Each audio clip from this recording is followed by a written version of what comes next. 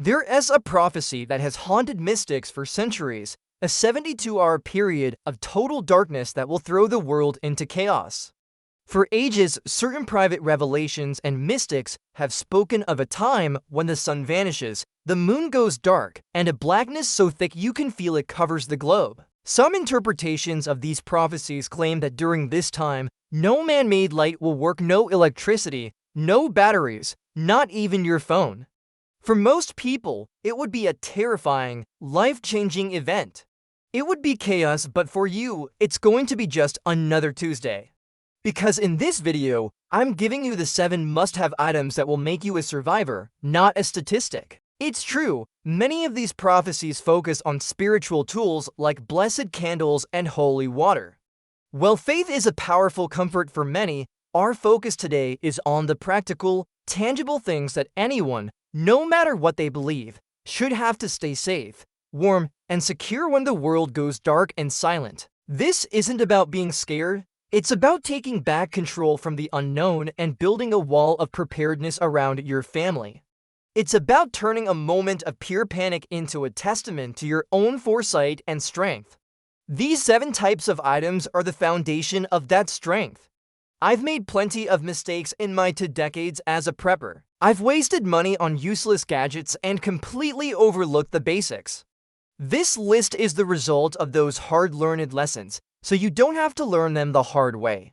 So grab a pen or open a notepad, because class is in session. Let's get to it.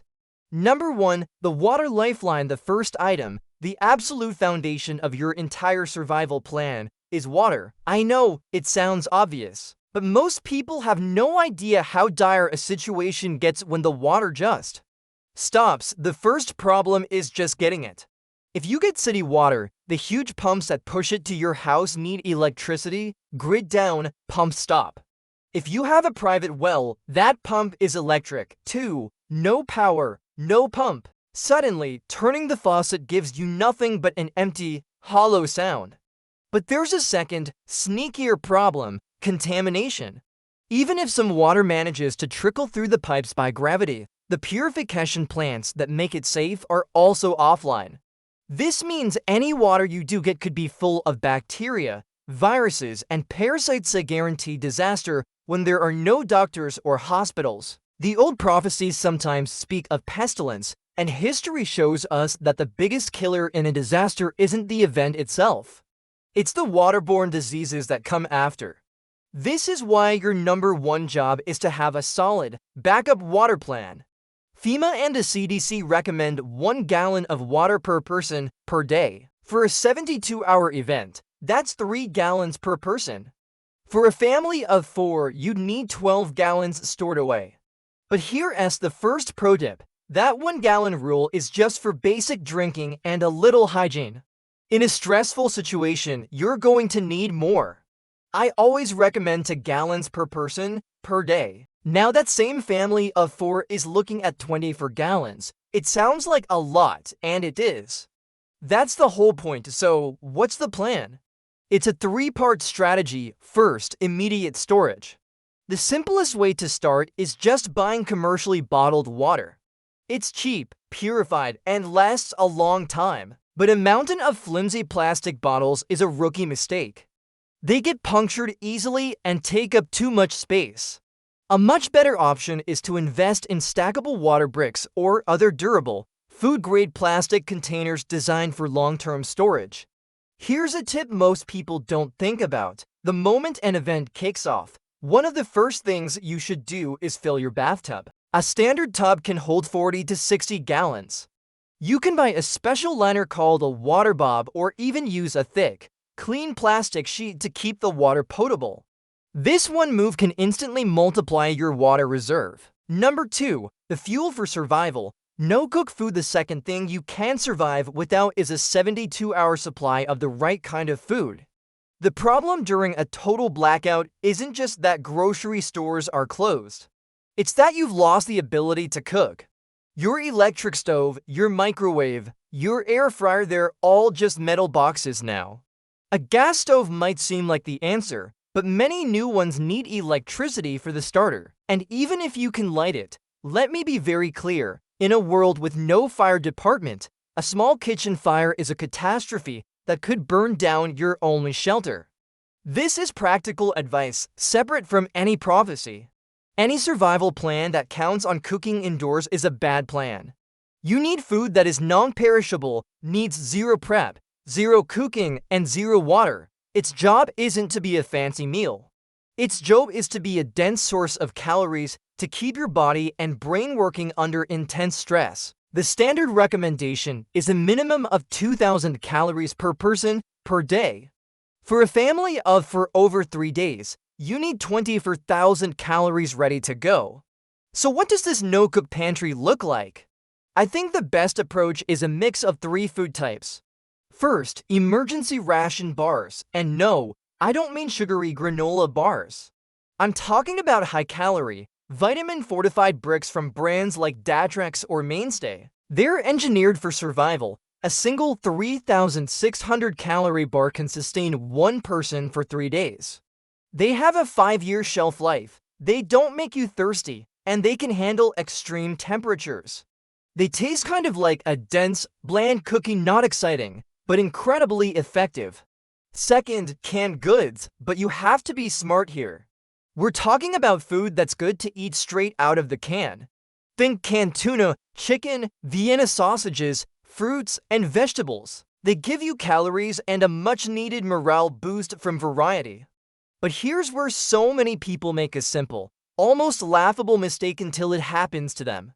They stock up on canned food but forget one critical $10 tool, a manual can opener.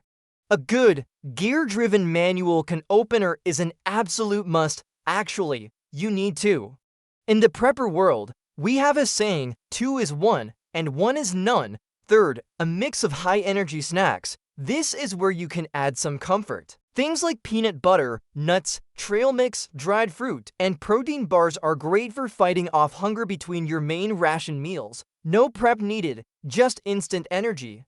Here's a pro tip to take your food prep to the next level. Make a morale bag. In it, put things like hard candies, chocolate, instant coffee pouches. You can mix it cold. It's not great, but it's caffeine. And drink mixes for your water. During a scary time, especially with kids, being able to pull out a small, familiar comfort can make a huge difference. Small toys or a deck of cards are also critical for keeping children calm. The biggest mistake, besides forgetting a can opener, is stocking up on food that needs cooking. People buy huge bags of rice and beans thinking they're prepared. But rice and beans need a lot of water, a lot of cooking time to resources you just won't have in this scenario. Your 72-hour kit has to be grab and eat. So your food plan is this: emergency ration bars for guaranteed calories, a smart selection of ready-to-eat canned goods with 2 can openers, and a variety of snacks for energy and morale. With that, you're not just surviving. You're staying strong, clear-headed, and even sane in a world gone mad. You've got water, you've got food. Now you have to face the one thing that defines this event: the darkness itself. Number 3, the light killers. Redundant lighting. The third must-have is your lighting. The prophecies describe the event not just as a blackout, but as a darkness so thick it can be felt. The core prophecy from Blessed Anna Maria Tegi claims that only blessed beeswax candles will provide light. Whether you take that literally or see it as a metaphor for a total grid failure, the practical problem is the same. You will be in absolute, terrifying blackness. Your phone's flashlight, the thing everyone grabs first, will be useless. So relying on it is a huge mistake. The pain here is real. It's not just about not being able to see. Total darkness messes with your head. It breeds fear, makes every weird sound 10 times scarier, and turns simple tasks like navigating your own house into an impossible challenge. You simply cannot function without light. The answer isn't one flashlight. It's a layered system of reliable lighting. Let's start with the workhorse of your light plan, the LED headlamp. A headlamp is way more useful than a handheld flashlight because it leaves your hands free. This is huge when you're trying to do literally anything else, from treating a cut to reading a book to a scared kid. You need one good headlamp for every single person in your family. plus a spare. Pro tip: get a headlamp with a red light mode. Red light doesn't wreck your night vision, so if you have to turn it off, your eyes will still be adjusted to the dark. It's also less jarring for everyone inside your sealed room. But what about batteries? This is where people fail. They have the gear but no juice. You need to standardize your battery types. Try to get devices that all use AAs or AAAs and then you stockpile them. And not just any cheap batteries. For storage, you want lithium batteries. They have a very long shelf life, sometimes claimed to be up to 10 to 20 years, and they work much better in the cold. Yes, they're more expensive, but for a life-saving tool, it's worth it. A great alternative is a hand crank or solar-powered flashlight, often combined with a radio. The light might not be as bright, but its power source is you, meaning it will never, ever run out. The second layer of your plan is area lighting. Headlamps are for tasks, but you need to light up a room.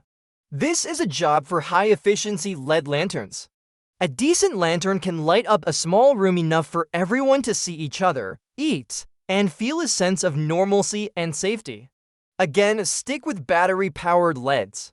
They're safe, don't produce fumes, and can run for days. The third and final layer is your non-electric, fail-safe backup, chemical glow sticks and candles. Glow sticks are cheap, totally safe, last for years in the wrapper, and are perfect for kids or for marking things in the dark. You can hang one in the bathroom or use one as a nightlight. They give off just enough light to see without draining your precious batteries. Now, about candles. As mentioned, the prophecies often say a blessed 100% beeswax candle is the only light that will work. From a purely practical view, a candle is a non-electric source of light and heat. Beeswax candles are often recommended because they burn cleaner and longer than normal paraffin wax. Whether you have them blessed is your choice, but having long-burning emergency candles is smart. However, and this is critical, fire safety is everything.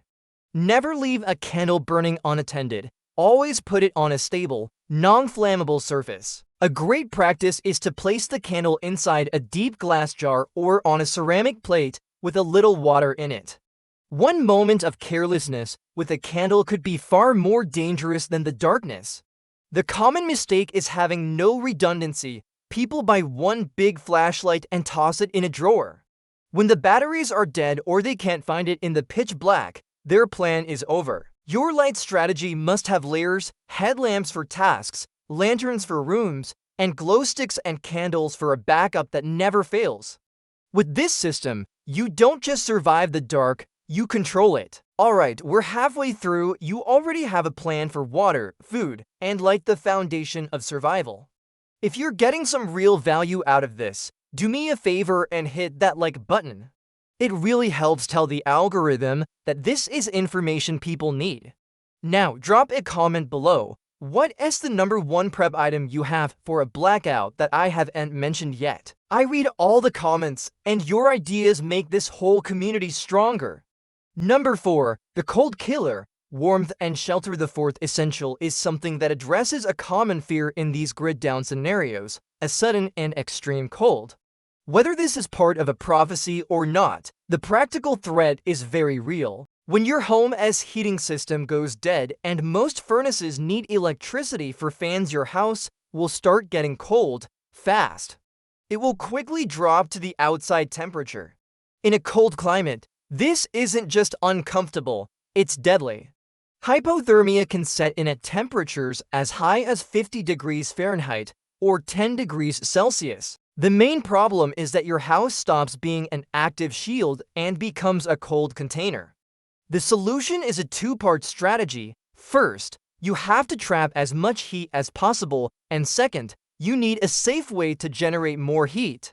Let's start with trapping heat. Your first move is to pick one small room in your house to be your survival room. A small bedroom is perfect. The smaller the space, the easier it is to keep warm with just body heat and other sources. Once the event starts, seal that room off. Close all doors. Shove towels or blankets against the cracks at the bottom. And here is a crucial pro tip. Use plastic sheeting and duct tape to cover the windows in that room. This creates an extra barrier and stops heat from escaping through the glass, which is where you lose most of it. Plus, some prophecies warn people not to look outside, so this serves two purposes. Now for generating warmth. The single biggest and most dangerous mistake people make is using unsafe heating methods indoors. I'm going to say this twice. Never ever use a charcoal grill, a propane camp stove, or a gas generator inside your house or garage. They produce carbon monoxide, a colorless, odorless gas that will kill you in your sleep. Your gas oven is not a safe heat source either. The real solution is layers. Layers of clothes for your body and layers of warmth for your environment. First, your clothes. There's a reason preppers always say cotton kills. Cotton soaks up sweat and loses all its ability to keep you warm, making you colder. Your emergency clothes should be a system, a moisture-wicking base layer like merino wool, an insulating mid-layer like fleece, and a protective outer layer. Have a full set for everyone in your family ready to go. Next, blankets and sleeping bags. Don't underestimate a good wool blanket. Wool keeps you warm even when it's damp and it's naturally fire-resistant. Everyone should have at least one, but the real MVP of emergency warmth is the Mylar Space Blanket. These thin foil sheets reflect up to 90% of your body heat right back at you. They are dirt cheap and tiny. You should have a dozen of them. Pro tip, you can use duct tape to make a small tent or sleeping bag out of a Mylar blanket to create a microclimate that traps your body heat even better. You can also tape them to the walls of your survival room, shiny side in, to reflect heat back into the space. For an active heat source, the only option I'd ever recommend for indoor use is a catalytic propane heater specifically rated for indoor use, like a Mr. Heater Buddy. These have safety features like a low oxygen sensor and a tip-over switch. But even with one of these, you must have a battery-operated carbon monoxide detector right next to it. Remember, 2 is 1 and 1 is none. Have to see CO detectors with fresh lithium batteries. You'll also need to safely store enough propane to last 72 hours. The mistakes here are deadly. People get cold, they get desperate, and they bring the grill inside.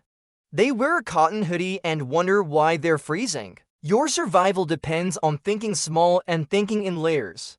Get everyone into one small, sealed room, layer up with the right clothes, and pile on the wool and Mylar. With this plan, you can create a safe pocket of warmth no matter how cold it gets outside. Number 5. The unseen threat. First aid and sanitation item number 5 is a two-part problem that most people ignore until it's way too late. First aid and sanitation. In a world without power or emergency services, 911 is a deadline. A simple fall in the dark that causes a bad cut, a burn from a candle, or a case of food poisoning can quickly turn into a life-threatening emergency. The problem isn't just the injury itself. It's the high risk of infection when there's no way to get proper medical care. You have to be your own first responder. At the same time, your home's sanitation system is going to fail. Toilets don't flush without power for the water pump or the city's sewer stations. This isn't just gross, it's a huge biological threat. The breakdown of sanitation is how diseases spread, turning your home into a biohazard. The solution is to prep for these two issues with the same seriousness you give your food and water. Let's start with first aid. That little plastic box with cartoon bandages you have under the sink is not a first aid kit. You need a real trauma and medical kit. You can buy these pre-made or build one, but it has to have several key things. First, trauma supplies. This means stuff to stop major bleeding. You need at least one quality tourniquet, like a cat tourniquet, and you need to know how to use it before you need it. You also need compressed gauze and a pressure dressing, like an Israeli bandage. In the dark, a bad fall can cause a serious bleed, and you'll only have minutes to stop it.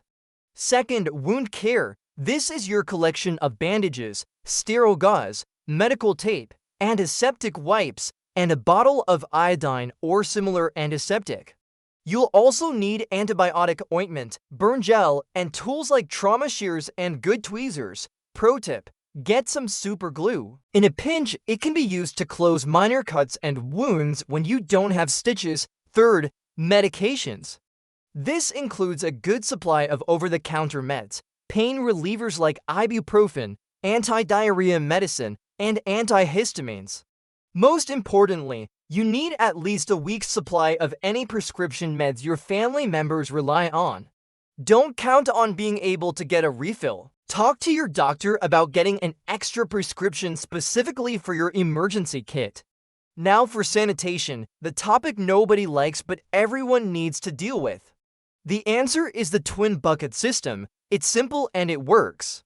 You need 5-gallon buckets with snap-on toilet seats. One bucket is for liquids only, the other is for solids only. After every use of the solids bucket, you cover the waste with a scoop of sawdust, kitty litter, or peat moss. This controls the smell and starts the composting process. You should line the buckets with heavy-duty trash bags to make disposal easier later on. Beyond the toilet, you need a plan for hygiene.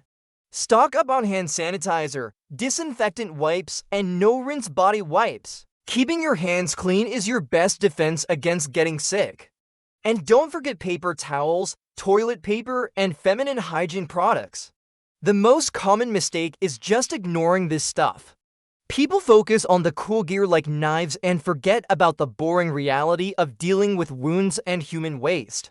This is how a survivable event becomes a deadly one. Your prep is only as strong as its weakest link, and for most people, this is it. Don't let it be yours. Number 6. The voice in the silence. Communication item number 6 is your only link to the outside world when every other line of communication is dead, an emergency radio. The prophesied darkness is often described as a time of complete isolation. Your phone is dead, the internet is gone, TV is off the air. You're trapped in a bubble of silence and not knowing. Is this happening everywhere? Are there instructions from authorities? Is help coming? The fear that grows in that kind of information vacuum is a threat all on its own. This is the problem an emergency radio solves. It gives you a one-way lifeline of information. While some prophecies warn you not to listen to voices calling from outside your door, a radio lets you get official information without risking the safety of your shelter. The solution is a multi-power source emergency weather radio. This is a specific piece of gear. It needs to have multiple ways to power it. The best ones have a hand crank, a small solar panel, a built-in rechargeable battery, and the option to use disposable batteries. This redundancy is key. The hand crank is your absolute guarantee as long as you can turn it. You have power. Second, it must get NOAA weather radio broadcasts. The National Oceanic and Atmospheric Administration has a network of stations across the U.S. that broadcast 24/7 weather and hazard info. During a major disaster, this is the channel FEMA will use to get information out.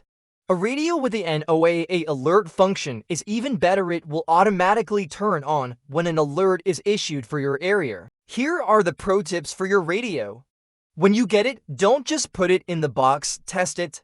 Learn how to tune it and how to use the hand crank. Pre-program your local NOAA station and some AM, FM news stations. Write those frequencies on a piece of tape and stick it right on the radio. You don't want to be fumbling around trying to find a signal in a real crisis. Many of these radios also have a USB port you can use to put a little power into another device, like a headlamp or maybe even your phone.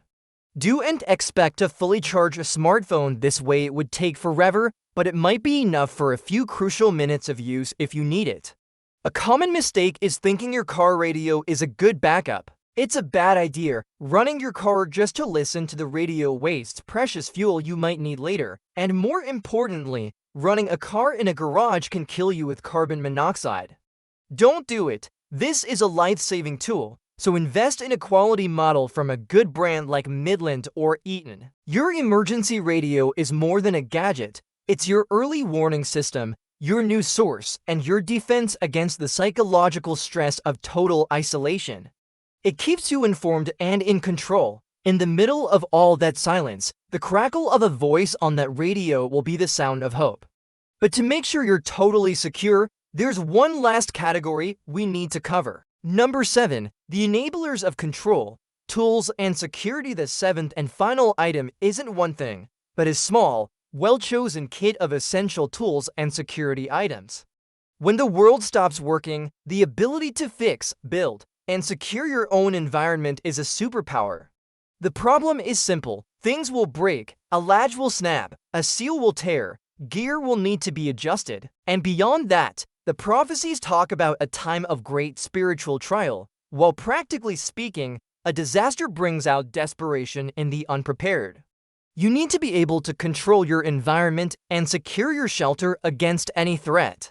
Your number one tool, the king of your kit, is a high-quality multi-tool from a brand like Leatherman or Gerber. This is not the place to cheap out. A cheap one will break right when you need it most. A good one is a toolbox in your pocket. Make sure it has a good set of pliers, wire cutters, a sharp knife, a serrated blade, and screwdrivers. You'd be amazed how many problems you can solve with just that. The second part of your toolkit is the ultimate problem solver, a roll of good quality duct tape or Gorilla Tape. You can use it to patch a hole, seal a window draft, make a sling for an arm, fix a leaking water bottle, or even restrain someone if you had to. Pro tip: for a compact kit, wrap 20 or 30 feet of duct tape tightly around an old gift card. Now, you can tuck it in a pocket without carrying the whole roll. Next, you need a fixed blade knife. Your multi-tool has a blade, but a sturdy, full-tang knife is a much better tool for heavy-duty jobs like splitting wood if it's safe to have a fire, prepping food, or as a last resort self-defense tool. It doesn't need to be a giant Rambo knife. A simple, reliable 4-inch blade from a brand like Morniv is cheap and works incredibly well. Now, let's talk security. Your goal is to make your home a hard target. You've already sealed your survival room, which is a good start. But you also need to secure the main entry points to your house.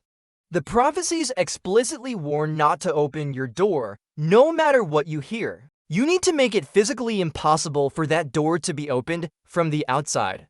A simple but very effective pro tip is to get door security bars or door wedges. A security bar braces under the doorknob and against the floor, making a door incredibly hard to kick in. Even just hammering a wedge under the door adds a ton of security. For sliding doors or windows, have pre-cut wooden dowels you can drop in the track to keep them from being opened. Finally, every person in your group should have a loud whistle.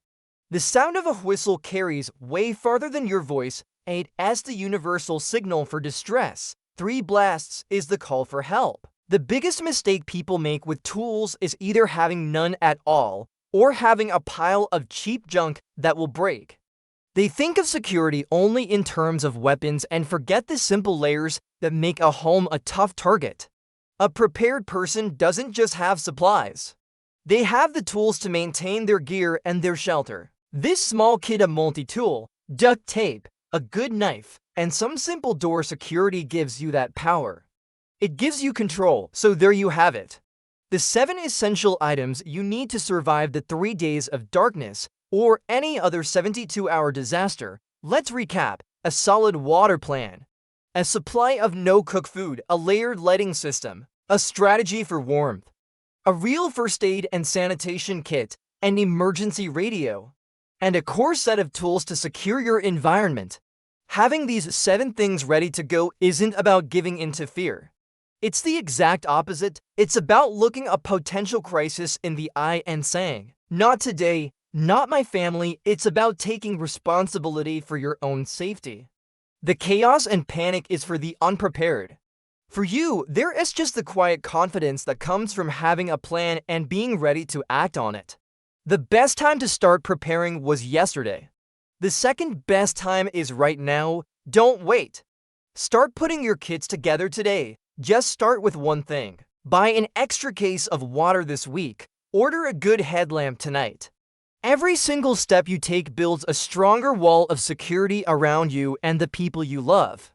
If this video gave you a clear plan, do me a favor and hit that subscribe button and turn on notifications.